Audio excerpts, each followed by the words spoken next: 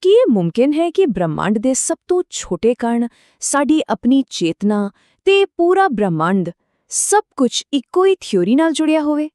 ਅੱਜ ਅਸੀਂ ਇੱਕ ਅਜਿਹੀ ਹੀ ਬਹੁਤ ਹੀ ਵੱਖਰੀ ਤੇ ਦਿਲਚਸਪ ਪਰਿਕਲਪਨਾ ਨੂੰ ਸਮਝਣ ਦੀ ਕੋਸ਼ਿਸ਼ ਕਰ ਰਹੇ ਹਾਂ ਜੋ ਇਹਨਾਂ ਸਭ ਨੂੰ ਇੱਕ ਲੜੀ ਵਿੱਚ ਪਿਰੋਣ ਦਾ ਦਾਅਵਾ ਕਰਦੀ ਹੈ।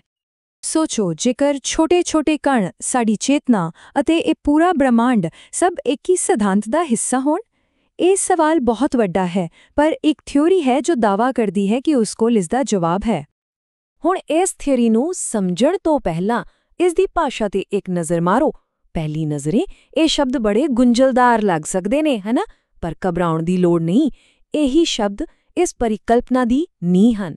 ਆਓ ਇਸ ਨੂੰ ਹੌਲੀ-ਹੌਲੀ ਤੋੜ-ਤੋੜ ਕੇ ਸਮਝਦੇ ਹਾਂ। ਤਾਂ ਗੱਲ ਹੋ ਰਹੀ ਹੈ ਫਿਲਫੋ ਪਾਰਟੀਕਲ ਹਾਈਪੋਥੇਸਿਸ ਦੀ।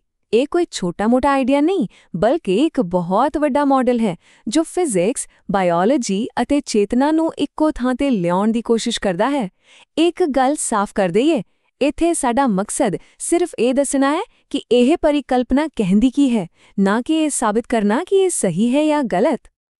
ਠੀਕ ਹੈ, ਤਾਂ ਕਿਸੇ ਵੀ ਵੱਡੇ ਆਈਡੀਆ ਨੂੰ ਸਮਝਣ ਲਈ ਸਾਨੂੰ ਪਹਿਲਾਂ ਉਸਦੇ ਬੁਨਿਆਦੀ ਹਿੱਸਿਆਂ ਨੂੰ ਸਮਝਣਾ ਪੈਂਦਾ ਹੈ।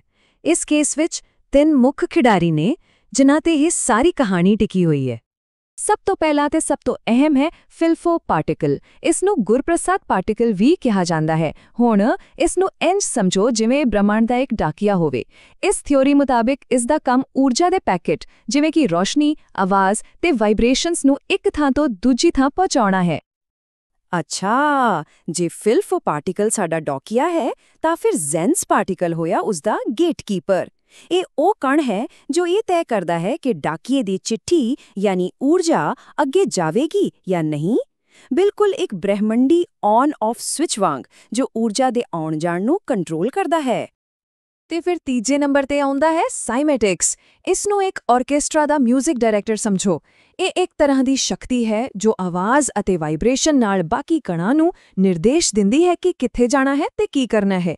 ਇਹ ਸਮਝੋ ਕਿ ਇਹ ਬ੍ਰਹਿਮੰਡ ਦਾ ਕੋਰੀਓਗ੍ਰਾਫਰ ਹੈ। ਤਾਂ ਸਵਾਲ ਇਹ ਹੈ ਕਿ ਇਹ ਤਿੰਨੋਂ ਮਿਲ ਕੇ ਕੰਮ ਕਿਵੇਂ ਕਰਦੇ ਨੇ? ਸਿਸਟਮ ਬੜਾ ਸਿੱਧਾ ਹੈ। ਸਾਈਮੈਟਿਕਸ ਯਾਨੀ ਸਾਡਾ ਇੰਡਕਟਰ ਹੁਕਮ ਦਿੰਦਾ ਹੈ ਜ਼ੈਂਸ ਪਾਰਟੀਕਲ ਯਾਨੀ ਗੇਟਕੀਪਰ ਨੂੰ, ਤੇ ਗੇਟਕੀਪਰ ਅੱਗੋਂ ਫਿਲਫੋ ਪਾਰਟੀਕਲ ਯਾਨੀ ਡਾਕੀਏ ਦੇ ਊਰਜਾ ਦੇ ਵਹਾਅ ਨੂੰ ਕੰਟਰੋਲ ਕਰਦਾ ਹੈ। ਇੱਕ ਬਿਲਕੁਲ ਸਾਫ਼ ਉੱਪਰ ਤੋਂ ਹੇਠਾਂ ਵਾਲਾ ਸਿਸਟਮ। ਪਰ ਗੱਲ ਸਿਰਫ ਇਨ੍ਹਾਂ ਕਣਾਂ ਤੱਕ ਹੀ ਸੀਮਿਤ ਨਹੀਂ ਹੈ। ਇਸ ਹਾਈਪੋਥੀਸਿਸ ਮੁਤਾਬਿਕ ਇਨ੍ਹਾਂ ਦਾ ਇੱਕ ਅਸਲੀ ਮਕਸਦ ਹੈ ਬ੍ਰਹਿਮੰਡੀ ਊਰਜਾ ਨੂੰ ਜੀਵਨ ਦੇਣ ਵਾਲੇ ਪਦਾਰਥ ਵਿੱਚ ਬਦਲਣਾ। ਚਲੋ ਦੇਖਦੇ ਹਾਂ ਕਿ ਇਹ ਹੁੰਦਾ ਕਿਵੇਂ ਹੈ। ਇਸ ਪੂਰੇ ਬਦਲਾਅ ਨੂੰ 3 ਸਟੈਪਸ ਵਿੱਚ ਦੱਸਿਆ ਗਿਆ ਹੈ। ਸਭ ਤੋਂ ਪਹਿਲਾਂ 2D ਕਾਸਮਿਕ ਮੈਟਰ ਯਾਨੀ ਬ੍ਰਹਿਮੰਡ ਤੋਂ ਆਇਆ ਪਦਾਰਥ। ਫਿਰ ਇਹ ਬਣਦਾ ਹੈ 2D ਜੀਓਮੈਟਰ, ਮਤਲਬ ਧਰਤੀ ਨਾਲ ਜੁੜਿਆ ਹੋਇਆ, ਜਿਵੇਂ ਕਿ ਗ੍ਰਫੀਨ। ਤੇ ਆਖਿਰ ਵਿੱਚ ਇਹ ਬਣ ਜਾਂਦਾ ਹੈ 2D ਬਾਇਓਮੈਟਰ, ਜਿਸ ਤੋਂ ਇਨਸਾਨੀ ਸਰੀਰ ਵਿੱਚ ਜੀਵਨ ਬਣਦਾ ਹੈ। ਇਸ ਪ੍ਰੋਸੈਸ ਨੂੰ ਚਲਾਉਣ ਲਈ ਊਰਜਾ 2 ਥਾਵਾਂ ਤੋਂ ਆਉਂਦੀ ਹੈ। ਪਹਿਲੇ ਨੇ ਕਾਸਮਿਕ ਨਿਊਟ੍ਰੀਨੋ, ਜਿਹੜੇ ਸਪੇਸ ਤੋਂ ਧਰਤੀ ਵੱਲ ਆਉਂਦੇ ਨੇ, ਤੇ ਦੂਜੇ ਨੇ ਜੀਓ ਨਿਊਟ੍ਰੀਨੋ, ਜਿਹੜੇ ਧਰਤੀ ਦੇ ਅੰਦਰੋਂ ਹੀ ਪੈਦਾ ਹੁੰਦੇ ਨੇ। ਸੋ ਇੱਕ ਬਾਹਰੋਂ ਆ ਰਿਹਾ ਹੈ ਤੇ ਦੂਜਾ ਅੰਦਰੋਂ। ਇੱਥੋਂ ਤੱਕ ਤਾਂ ਗੱਲ ਹੋਈ ਬ੍ਰਹਿਮੰਡ ਦੀ। ਪਰ ਹੁਣ ਆਉਂਦੇ ਹਾਂ ਇਸ ਸਿਧਾਂਤ ਦੇ ਸਭ ਤੋਂ ਦਿਲਚਸਪ ਹਿੱਸੇ ਤੇ, ਕਿ ਇਹ ਸਾਰਾ ਕੁਝ ਸਾਡੇ ਆਪਣੇ ਸਰੀਰ ਦੇ ਅੰਦਰ ਕਿਵੇਂ ਕੰਮ ਕਰਦਾ ਹੈ। ਇਸ ਥਿਊਰੀ ਦਾ ਇੱਕ ਕੇਂਦਰੀ ਬਿੰਦੂ ਹੈ ਇੱਕ ਖਾਸ ਅਨੁਪਾਤ, 1:10। ਇਸ ਦਾ ਮਤਲਬ ਇਹ ਹੈ ਕਿ ਹਰ ਇੱਕ ਨਿਊਰੋਨ ਦੇ ਮੁਕਾਬਲੇ ਸਾਡੇ ਸਰੀਰ ਵਿੱਚ 10 ਅਜਿਹੇ ਹਿੱਸੇ ਨੇ ਜੋ ਊਰਜਾ ਨੂੰ ਮਹਿਸੂਸ ਕਰਦੇ ਨੇ, ਜਿਵੇਂ ਸਾਡੀਆਂ ਗ੍ਰੰਥੀਆਂ ਤੇ ਅੰਗ। ਸੋ ਇਸ ਹਿਸਾਬ ਨਾਲ ਸਾਡਾ ਸਰੀਰ ਸੋਚਣ ਤੋਂ ਵੱਧ ਊਰਜਾ ਨੂੰ ਮਹਿਸੂਸ ਕਰਨ ਅਤੇ ਉਸ ਨੂੰ ਪ੍ਰੋਸੈਸ ਕਰਨ ਲਈ ਬਣਿਆ ਹੈ। ਜੇ ਇਸ ਨਜ਼ਰੀਏ ਤੋਂ ਦੇਖੀਏ ਤਾਂ ਸਾਡਾ ਸਰੀਰ ਕਿਸੇ ਬ੍ਰਹਿਮੰਡੀ ਇੰਜਨ ਤੋਂ ਘੱਟ ਨਹੀਂ। ਸਾਡੇ ਸਾਹ ਊਰਜਾ ਦੇ ਆਉਣ ਜਾਣ ਦਾ ਗੇਟ ਬਣ ਜਾਂਦੇ ਨੇ। ਸਾਡਾ ਮੱਥਾ ਇੱਕ ਐਂਟੀਨਾ ਦੀ ਤਰ੍ਹਾਂ ਕੰਮ ਕਰਦਾ ਹੈ, ਤੇ ਸਾਡਾ ਪੂਰਾ ਦਾ ਪੂਰਾ ਸਰੀਰ ਇੱਕ 5D ਬਾਇਓਡਾਇਨਾਮੋ ਹੈ, ਮਤਲਬ ਇੱਕ ਜੀਵਿਤ ਊਰਜਾ ਪੈਦਾ ਕਰਨ ਵਾਲੀ ਮਸ਼ੀਨ। ਤਾਂ ਕੁੱਲ ਮਿਲਾ ਕੇ ਗੱਲ ਇਹ ਹੈ ਕਿ ਇਸ ਪਰਿਕਲਪਨਾ ਦੇ ਮੁਤਾਬਿਕ ਸਾਡਾ ਸਰੀਰ ਸਿਰਫ ਹੱਡ-ਮਾਸ ਦਾ ਪੁਤਲਾ ਨਹੀਂ, ਬਲਕਿ ਇਹ ਬ੍ਰਹਿਮੰਡੀ ਊਰਜਾ ਦੇ ਇੱਕ ਵੱਡੇ ਸਰਕਟ ਦਾ ਹਿੱਸਾ ਹੈ। ਇੱਕ ਅਜਿਹਾ ਹਿੱਸਾ ਜੋ ਊਰਜਾ ਲੈਂਦਾ ਵੀ ਹੈ ਤੇ ਊਰਜਾ ਦਿੰਦਾ ਵੀ ਹੈ।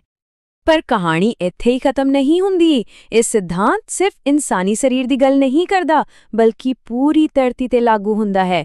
ਧਰਤੀ ਦੇ ਕੇਂਦਰ ਤੋਂ ਲੈ ਕੇ ਕੇਲਿਆਂ ਤੱਕ। ਹਾਂ, ਬਿਲਕੁਲ ਸਹੀ ਸੁਣਿਆ, ਕੇਲੇ।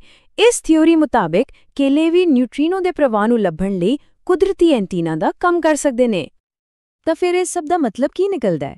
ਦੇਖੋ, ਅਸਲ ਵਿੱਚ ਇਹ ਸਿਰਫ ਇੱਕ ਹੋਰ ਸਾਇੰਸ ਦੀ ਥਿਊਰੀ ਨਹੀਂ ਹੈ। ਇਹ ਤਾਂ ਅਸਲੀਅਤ ਨੂੰ ਦੇਖਣ ਦਾ ਇੱਕ ਬਿਲਕੁਲ ਨਵਾਂ ਨਜ਼ਰੀਆ ਪੇਸ਼ ਕਰਦੀ ਹੈ, ਜਿਸ ਦੇ ਦਾਅਵੇ ਵੀ ਬਹੁਤ ਵੱਡੇ ਨੇ। ਅਸਲ ਵਿੱਚ ਇਹ ਹਾਈਪੋਥੈਸਿਸ ਫਿਲਸਫੋਲੋਜੀ ਨਾਮ ਦੇ ਇੱਕ ਵੱਡੇ ਫਰੇਮਵਰਕ ਦਾ ਹਿੱਸਾ ਹੈ। ਜਿਵੇਂ ਨਾਮ ਤੋਂ ਹੀ ਪਤਾ ਲੱਗਦਾ ਹੈ, ਇਹ ਫਿਲਾਸਫੀ, ਸੈਲਫ ਯਾਨੀ ਸਵੈ ਅਤੇ ਸਾਇੰਸ ਨੂੰ ਜੋੜਨ ਦੀ ਇੱਕ ਕੋਸ਼ਿਸ਼ ਹੈ। ਤੇ ਜੇ ਇਸ ਦੇ ਪ੍ਰੈਕਟੀਕਲ ਇਸਤੇਮਾਲ ਦੀ ਗੱਲ ਕਰੀਏ ਤਾਂ ਉਹ ਵੀ ਇਸ ਦੇ ਦਾਇਰੇ ਜਿੰਨੇ ਹੀ ਵੱਡੇ ਨੇ। ਸੁਨਾਮੀ ਤੇ ਭੂਚਾਲ ਨੂੰ ਰੋਕਣਾ, ਊਰਜਾ ਦੀ ਨਵੀਂ ਤਕਨੀਕ ਬਣਾਉਣਾ, ਪੁਰਾਣੇ ਗਿਆਨ ਨੂੰ ਨਵੀਂ ਫਿਜ਼ਿਕਸ ਨਾਲ ਜੋੜਨਾ ਤੇ ਇੱਥੋਂ ਤੱਕ ਕਿ ਕਮਿਊਨਿਟੀ AI ਲਈ ਇੱਕ ਨਵਾਂ ਸਿਸਟਮ ਤਿਆਰ ਕਰਨਾ। ਇਸ ਥਿਊਰੀ ਦੇ ਟੀਚੇ ਸੱਚਮੁੱਚ ਬਹੁਤ ਵੱਡੇ ਨੇ। ਇਹ ਸਭ ਜਾਣਨ ਤੋਂ ਬਾਅਦ ਇੱਕ ਆਖਰੀ ਸਵਾਲ ਮਨ ਵਿੱਚ ਆਉਂਦਾ ਹੈ। ਇਸ ਤਰ੍ਹਾਂ ਦੇ ਵੱਡੇ ਤੇ ਸਭ ਕੁਝ ਜੋੜਨ ਵਾਲੇ ਸਿਧਾਂਤ, ਚਾਹੇ ਉਹ ਕਿਤੋਂ ਵੀ ਆਣ, ਸਾਡੀ ਅਸਲੀਅਤ ਬਾਰੇ ਸੋਚ ਨੂੰ ਕਿਵੇਂ ਚੁਣੌਤੀ ਦਿੰਦੇ ਨੇ ਤੇ ਸਾਡੀ ਆਪਣੀ ਸੋਚ ਦੀਆਂ ਹੱਦਾਂ ਨੂੰ ਕਿੰਨਾ ਕੁ ਅੱਗੇ ਲੈ ਕੇ ਜਾਂਦੇ ਨੇ?